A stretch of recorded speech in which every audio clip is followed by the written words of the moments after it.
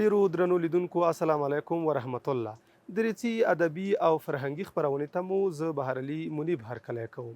په نننۍ ګړه کې مو د هیواد له بېلابېلو سیمو درته ریپورټونه، مطالب او فرهنګي خبرونه چمتو کړي دي. وړاندې له دې چې مطالبو او راپورونو ته ورشو، خپرونه په فرهنګي خبرونو پیلوو چې زما همکار به یې درته وړاندې کړي.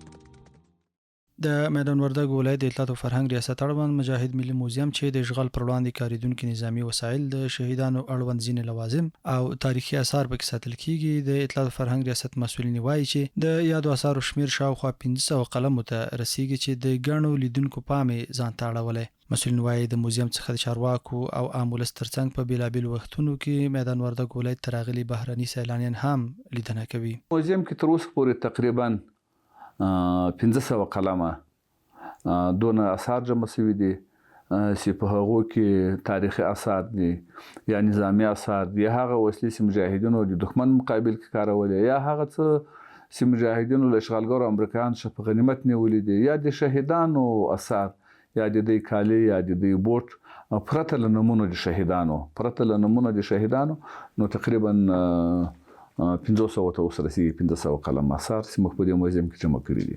د مجاهد ملي موزیم نه لوړ پوړي چارواکي، همدارنګه عام ولس له ټولو ولایتونو، البته له 14 ولایتونو نه دلته موږ ته اوس راځي موزیم نه لیدنه کوي، او د دې ترڅنګ بهرني سیلانیان هم راځي، خصوصا د موږ د نظامي څانګې نه بیا لیدنه کوي.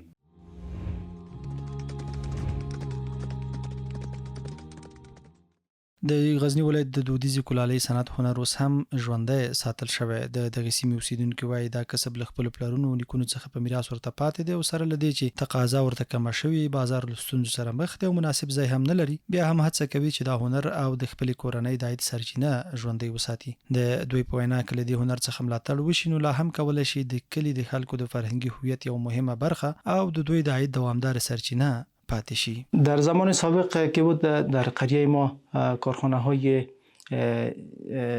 کاسه سازی و گلدان و تاغارای به خاطر خمیر کردن آرد و چیزا که استفاده می شد خیلی زیاد بودک، اما متاسفانه حالا فقط خیلی کارخانه محدود باقی مانده که فقط همین 2 قلم باقی مانده که فقط تندرسازی است و جگ به خاطر شیر، جگ زدن شیر گاو که استفاده میشه، این 2 باقی مانده.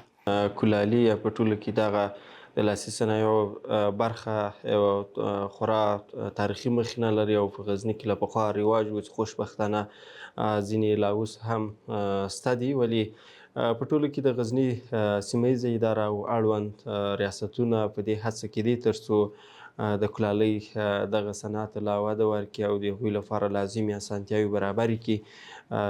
انشاءالله زه باور لرم چې په غزني کې د صنعتي پارک په جوړولو پرانیستلو سره به د دوی له غوښتنې سره مطابق دوی ته هم په صنعتي پارک کې یا په ثقیله او یا خفیفه کې ځای ورکړل کېږي انشاءالله.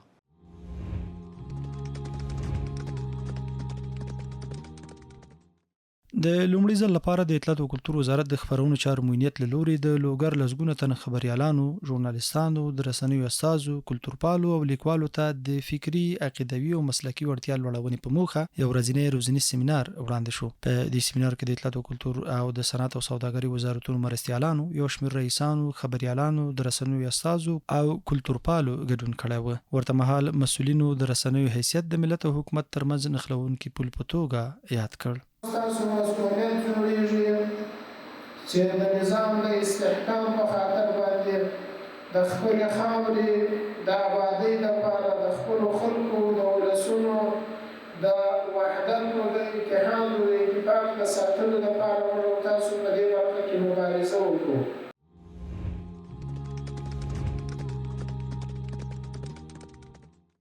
د ننګرهار کوز کونړ ولسوال وایي تیر کال کې د دې ولسوالۍ په بېلابېلو سیمو کې 10 لویې دښمنۍ چې ډېری کسان پکې په قتل رسېدلي او حل او روغې جوړې کړي. نوموړی وایي هڅه یې همدا ده چې د کورنیو ترمنځ پاتې دښمنۍ هم ختمې او ولسونه په یوه ټغر راټول کړي. دیني عالمان وایي ولسونه باید له دښمنیو ځان وساتي. د دوی په خبره سوله کې ژوند کول د پرمختګ لامل ګرځي.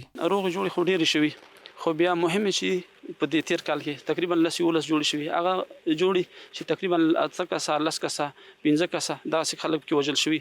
علما قومي سپینګری په دې برخه کې ډیر هڅه او کوشش کوي او موږ هم تر شا چې کوم د کامل ملاتړ دی موږ هم د خبرې تشویق کړي دي چې نورم داسې کم چې هغه جزئی پاتې هغه ان شاء الله چې نږدې وخت کې حل شي.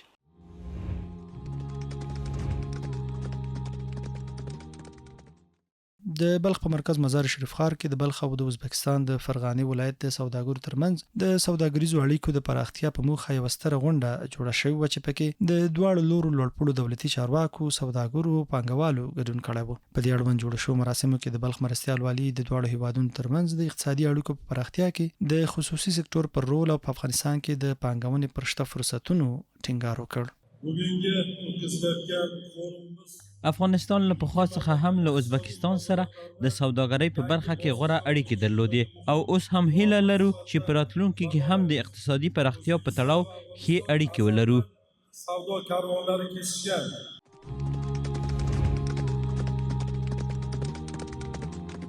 درېڅې ته بیا هم ستړي مشئ.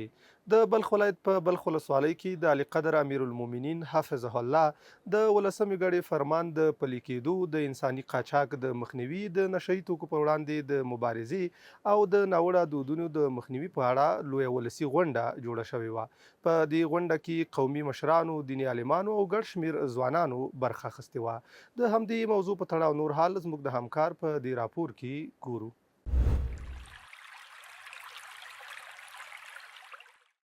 د افغانستان د اسلامي امارت د امیر المؤمنین حفظه الله تعالی د 18مې ګڼې فرمان د تطبیق په مناسبت د انسان قاچاق د مخنیوي، له نشه یي توکو سره د مبارزې او د افغانستان اسلامي امارت څخه د خلکو د ملاتړ د جلبولو په موخه د بلخ ولایت په بلخ ولسوالۍ کې د البرز علمي او کلتوري ادارې لخوا د عامه پوهاوي غونډه ترسره شوه. په دې غونډه کې ویناوالو د انسان قاچاق د مخنیوي، له نشه یي توکو سره د مبارزې، د ناوړه دودونو د له منځه وړلو او په هیواد کې د امنیت او ثبات د ټینګښت لپاره د 18مې ګڼې فرمان د عملي کولو پر اهمیت ټینګار وکړ.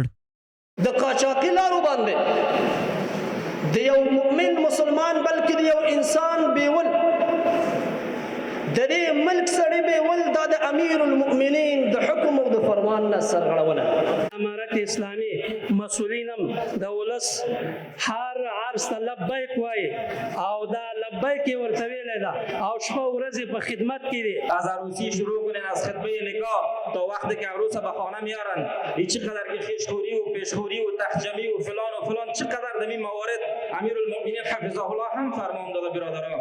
و باید این عملی کنیم برادرای عزیز. تا زمانی که ما عملی نکنیم تنها از شنیدن و تنها از گفتن چیز جور نمیشه برادران. ویناوالو همدارنګه په ټولنه کې د ناوړه دودونو د خپرېدو د مخنیوي غوښتنه وکړه او د اسلامي او انساني ارزښتونو، ملي فرهنګ او منل شوو دودونو پر ساتنه یې ټینګار وکړ. اگر مصرف 1 لک افغانی به تویانه فرزند ما میشده باشه 5 لک افغانی میبریم، پس اقتصادی وطن در کجا میروید؟ در بدری در کجا میروید؟ چې مسلمانان د امیر د شرعي امیر امر هغه بابزه او ناڅیزه ونه ګڼي، لکه څرنګه چې د عام واجباتو حکم یم داسې د امیر د امرونو د فرمانونو د تطبیق او د تعمیل حکم هغه وجوب دی. د خلقو د پاره پکار دا ده چې څومره یې وس کېږي، لسانن وي، یدن وي، په خوله باندې وي، په ژبه باندې وي، په مال باندې وي، د همدې خپل نظام حمایه وکړي. د غونډې په پای کې ګډونوالو د ژمنتیا او مسؤلیت احساس څرګند کړ او ډاډ یې ورکړ چې د انسان قاچاق، نشه یي توکو او ناوړه دودونو د مخنیوي په برخه کې به فعاله ونډه اخلي او د احکامو او فرمانونو د تطبیق لپاره به له اړوندو ادارو سره هر اړخیزه همکاري کوي.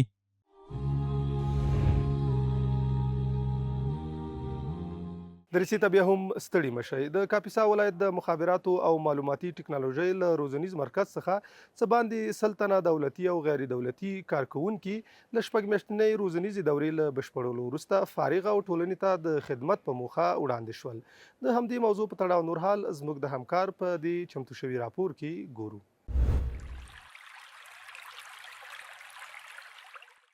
دا پروګرام د کاپیسا د مخابراتو معلوماتي ټکنالوژي ریاست لخوا د دولتي او غیر دولتي کارکونکو د ظرفیت لوړولو په موخه جوړ شوی و. په دې شپږ میاشتني روزنیز کورس او تخصصي ورکشاپ کې 2 تنه دولتي او غیر دولتي کارکونکو د کمپیوټر او انټرنیټ پروګرامونو له زده کولو وروسته په بریالیتوب سره فارغ شول. نو چې ضرورت مو څو چنده ده نو تاسو قضاوت کوي چې زمونږ او تاسو سعی او کوشش زمونږ او تاسو مسؤلیت هم بیا څو چنده ده نو تاسو نه مغوښتنه دا ده چې دلته مو کوم تکلیف دا څو میاشتې تیر کړ دا تعقیب کړئ دا نورو ته ورسوئ. موږ ستاسو پر خدمت کې یاستو که چوکۍ ده که کمپیوټر دی که لیپټاپ دی که برق دی که سیستم دا هر څه درته انشاءالله برابرو. قلم نه لاس مه دغه کوئ لرې کوئ علم ته مخه کوئ. د دنیا او آخرت کامیابي ستاسې په څه شي کې ده؟ په علم کې ده. په دې شپږ میاشتني روزنیز کورس او تخصصي ورکشاپ کې 2 تنه دولتي او غیر دولتي کارکونکو د کمپیوټر او انټرنیټ پروګرامونو له زده کولو وروسته په بریالیتوب سره فارغ شول. له دې روزنیز دورې فارغ شوي زده کوونکي وایي چې د کمپیوټر او انټرنیټ روزنه د دوی د مسلکي مهارتونو په لوړولو او د دوی د کار کیفیت ښه کولو کې مهم رول لوبوي او همدارنګه د کار کولو په وخت کې له ټکنالوژي څخه په ښه ډول د استفادې زمینه برابروي. مخابرات ریاست لخوا موږ ته یو د کمپیوټر په برخه کې یو شپږ میاشتنۍ دوره وه چې موږ پکې د کمپیوټر 5 برخې ولوستلې.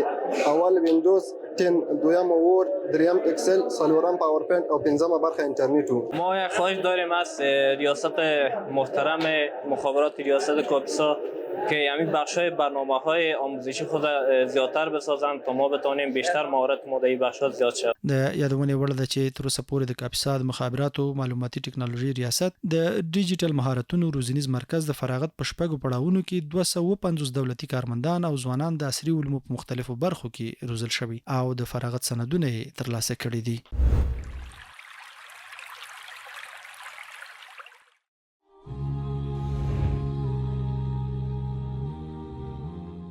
خبرونه د بیا هم ستړي مشي. په تخار ولایت کې د دری ژبې د مشهور شاعر عبدالله عارف چابي په یاد جوړه شوې غونډه کې د لیکوال قاضي عبدالباقي فطرت لخوا د لیکل شوي کتاب ګلزار عشرت مخکتنه د ګډ شمیر ادبي سټو لیکوالو او فرهنګیانو په شتون کې ترسره شوه. د همدې موضوع په تاړه او نور حال زموږ د همکار په راپور کې ګورو.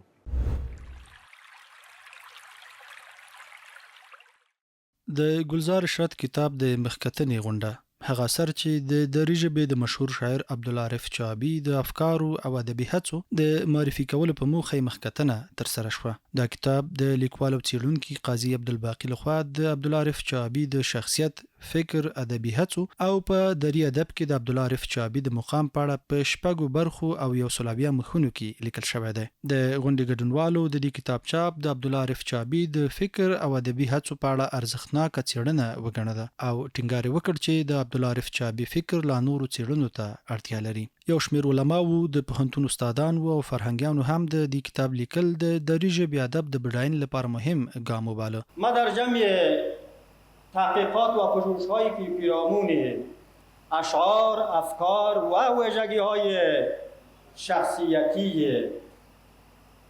عارف چابی نوشته شده است خوانده بودم. حالا که کتاب گلزار عشرت را به دست گرفتم، من اعلان میکنم که نوشته کتاب، تحقیقات کتاب این زمان در مورد افکار و اندیشه عارف چابی صورت گرفته، کتاب گلزار عشرت کاملتر، خواناتر و جامعتر. دوی زیاتوي چې عبدالله عارف چابي د خالص اسلامي تعلیماتو څخه الهام اخیستی او د خپلو شعرونو په لویه برخه کې د الله تعالی نومونه او صفات په ځانګړي ډول سره انځور کړي دي. د دې کتاب لیکوال قاضي عبدالباقي فطرت وایي چې د عبدالله عارف چابي شخصیت او افکارو سره د هغه ژور علاقه او مینه د دې کتاب د لیکلو اصلي هڅونه ده. اثری را که من ترتیب دادم استعداد بیشتر برای نقد پذیری دارم. دوستان میتونن نقد بکنن، بسیار نقد بکنن و جدی نقد بکنن. شاید این مسئله نقد بر من و نقد بر اثر من انگیزه‌ای باشد برای گرفتن قلم و تحریر مقالات. باز هم یک حسن داره دیگر. شاید کسی دیگر به خاطر نقد خفه شود، اما نقدها باعث و سبب غنای اثر میشه. عارف شخصیتی است که میان مدعیات لسانی و زندگی عملیش فاصله وجود ندارد. این بسیار مهم است. آنچه که به زبان ادعا میکنه و آنچه که در عمل در زندگی عملیش جاری و ساری هست انطباق دارد. عارف چنین یک شخصیتی است. عبدالله عارف چابي د هیواد یو له مشهورو ادبي شخصیتونو څخه دی چې د هغه د شعرونو لومړی ټولګه د عبدالله عارف چابي دیوان په نوم په کال 1403 هجري شمسي کې د محمد ابراهیم چابي لخوا خپاره شوه او د ګلزار اشرت دا کتاب په دې برخه کې وروستۍ څېړنه ده چې په شپږو برخو او 100 مخونو کې چاپ شوې ده.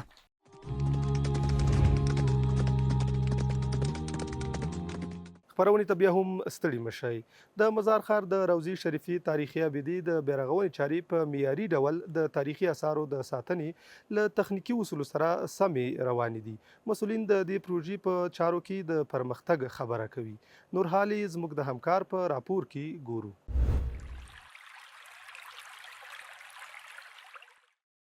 د مزار شریف ښار د روضې شریفې د مسؤلینو په وینا دغه پروژه د دې د تاریخي او کلتوري ارزښتونو د ساتنې په موخه د ارشاد حج او اوقافو وزارت له پراختیايي بودیجې تمویلیږي او ټاکل شوی چې د 2 کلونو په موده کې به یې چارې بشپړې شي. د روضې شریفې د موزیم امیر وویل چې د دې ځای د تاریخي ابدو د بیلابیلو برخو د بیارغونې بهیر د تاریخي اثارو د ساتنې له علمي او تخنیکي معیارونو سره سم روان دی.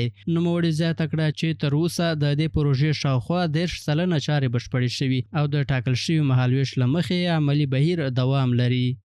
والی صاحب ولایت بلخ حاجی صاحب وفا صاحب محترم و حکم عالی قدر امیرالمومنین حفظ الله کار بازسازی و تعلیمات اساسی در اطراف آبده تاریخی روضه مبارک جریان دارد که بودجهش از طرف مقام محترم وزارت ارشاد حج و اوقاف به هزینه 7,200,000 افغانی است. مسؤلین وایي د دې پروژې له بشپړېدو سره به د روضې شریفې زیانمنې شوي برخې په اساسي ډول ورغول شي او د دې ارزښتناک اسلامي او تاریخي میراث د لا ښه ساتنې زمینه به برابره شي. هغوی ټینګار کوي چې د دغو تاریخي ابدو بیارغونه د دې ځای د تاریخي او کلتوري هویت د خوندي کولو ترڅنګ د ګرځندوی صنعت په وده، د لیدونکو په جذب او د مزار شریف ښار د کلتوري ودې په پیاوړتیا کې هم مهم رول لري. خوشبختانه در راسته سنگ فرش مزایک، همچنان در راسته سنگ خود داخل سن و ترمیم دروازه‌خانه ها، نصب کاشی جدید و همچنان کندنکاری و دوباره نصب کاشی های دبلک شده که کار پیش رفته و 30% کار خودم اتمام کردن. انشالله نتایج شما عملا میبینید. په همدې حال کې د بلخ ولایت د اطلاعات او کلتور ریاست د کلتور امیر د روضې شریفې د اساسي بیارغونې له بهیر څخه خوښي څرګنده کړه او د هیواد د تاریخي او کلتوري میراثونو د ساتنې په برخه کې یو اغیزمن ګام وباله. نوموړي زیاته کړه چې د تاریخي اثارو بیارغونې او ساتنې ته پاملرنه راتلونکو نسلونو ته د فرهنګي او تمدني ارزښتونو په لیږد کې مهم رول لري. خوشبختانه کار ترمیمات روضه شریف آغاز گردیده و انشالله که به زودترین فرصت خاتمه پیدا خواهد کرد.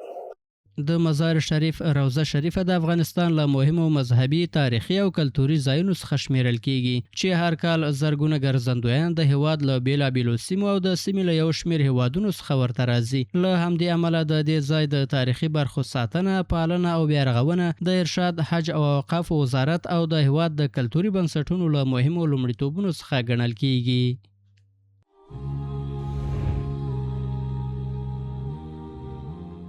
خپرونې ته بیا هم ستړي مشئ. د پنجشیر ولایت سیمه ییزو مسؤلینو هغه 10 تنه زده کوونکي وستایل چې د 1415 کال په کانکور ازموینه کې لوړې نمرې ترلاسه کړې وي.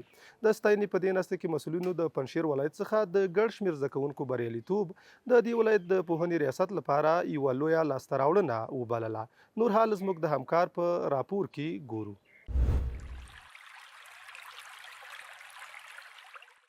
د پنجشیر ولایت پوهنې ریاست د سیمه ییزو مسؤلینو په شتون کې د هغو 10 تنو زده کوونکو ستاینه وکړه چې د 1415 کال د کانکور ازموینې کې په ښو نمرو د خپلې خوښې وړ پوهنځیو ته بریالي شوي وو. په دې غونډه کې چارواکو د هیواد د پرمختګ او په ځان بسیاینې راز د پوهې او زده کړو حاصلول یاد کړل او ژمنه یې وکړه چې د پنجشیر د خلکو لپاره به مناسب تعلیمي چاپیریال رامنځته کړي.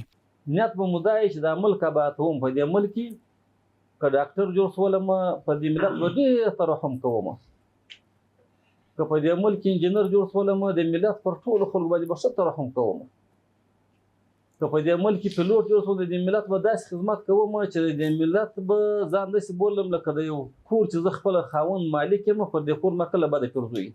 الحمدلله با توجه امارات اسلامی و وزارت تحصیلات عالی سطح کیفیت تعلیم تربیه در پوهنتون‌ها در مجموع در افغانستان بالا رفته و توجه خاص هم صورت گرفته. در پوهنتون پنجشیر هم الحمدلله رونق بیشتر از سالهای قبل داره. په ورته وخت کې بریالیو زده کوونکو د کورنیو هڅونه او په پنجشیر ولایت کې غوره زده کړیز بهیر او زده کړو لپاره د مناسب چاپیریال شتون د دوی د بریالیتوب لاملونه وبلل. خوشحال هستم که حداقل مقام اول ولایت پنجشیر کسب کردم و از ولی ولایت پنجشیر و دیگر مقامات محترم که در این زمینه آموزش ما را کمک کردن و خلاصه تشویق و تقدیر کردن. بسیار خوش هستم. و با جوانایی که فعلا متعلم در مکتب هستند، امتحان کنکور در پیش روی دارن، پیام شخص خود ما همیست که با شوق علاقه، با شعور و علاقه که دارن، با پانزه‌ای که علاقه دارن، خلاصه بدون کدام ترس آمادگی اگر دارن امتحان بدن دلپر، خلاصه بدون کدام مشکل. اگر ندارن مرکزهای آموزشی در خدمت در سطح کشور در ولایت است، در ولسوالی هم حتی است، بخوانن آمادگیشان بگیرن. په دې جوړه شوې غونډه کې د پنجشیر ولایت والي وویل چې د اسلامي امارت نظام شرعي علومو او عصري علومو ته مساوي پاملرنه کوي او تعلیمي او ښوونیز بنسټونو ملاتړ ته لومړیتوب ورکوي. نظام ما معرف دوست نظام است و نظام ما الحمدلله متعهد به این است که ما اولادای کشور را به علوم دینی و عصری ما چه بکنیم؟ ما آراسته بسازیم. علوم دینی و عصری در بین خود هیچ ټکری نه داره. د پنجشیر د پوهنې ریاست د معلوماتو له مخې د دې ولایت څخه 1026 زده کوونکو د 1415 کال کانکور ازموینه کې برخه اخیستې وه چې له دې جملې څخه نږدې 1000 تنه د خپلې خوښې پوهنځیو ته بریالي شوي دي.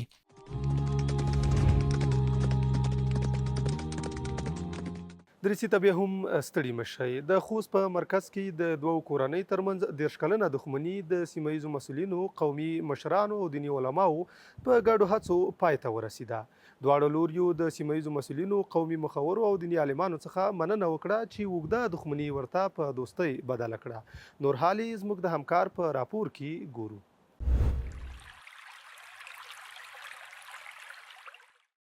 د خوست ولایت مرکز متون اړوند د درخیلو کلی کې هغه 10 کلنه خپلمنځي دښمني چې له امله 4 تنه پکې وژل شوي وو، نن د سرحدونو، قومونو او قبایلو چارو ریاست د مسؤلینو، قومي مشرانو او مصلحینو په هڅو د روغې جوړې له لارې پای ته ورسېده.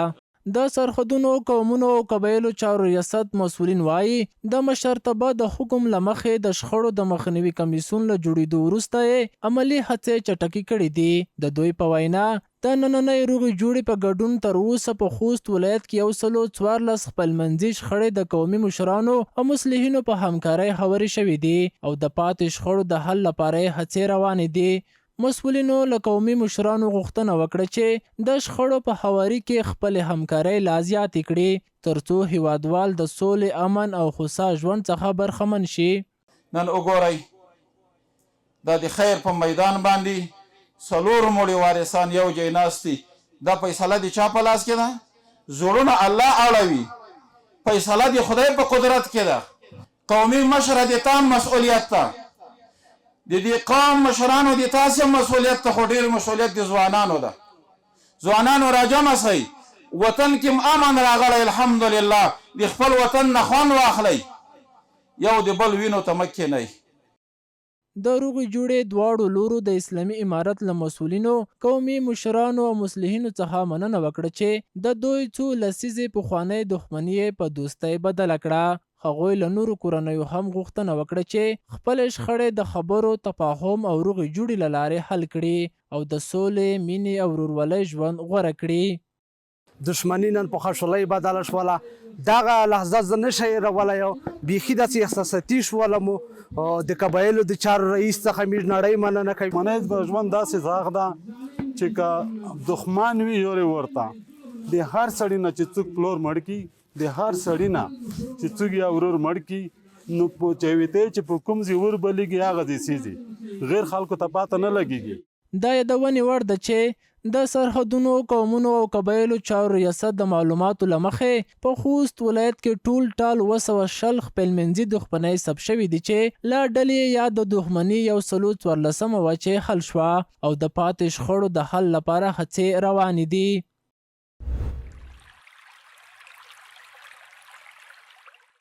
درنو لیدونکو اوس هم د خپرونې پای ته راورسېدو. د دریڅې ادبي او فرهنګي خپرونه همدومره وه چې بېلابېلو ادبي او فرهنګي مطالبو ته مو پکې ځای ورکړی و. دا خپرونه ما بهر علي منیب د خپل همکار شمسهار په لارښوونو تاسو ته وړاندې کړه. تر بیا ښې چارې هر چیرې چې الله مو مل او ملګری شه.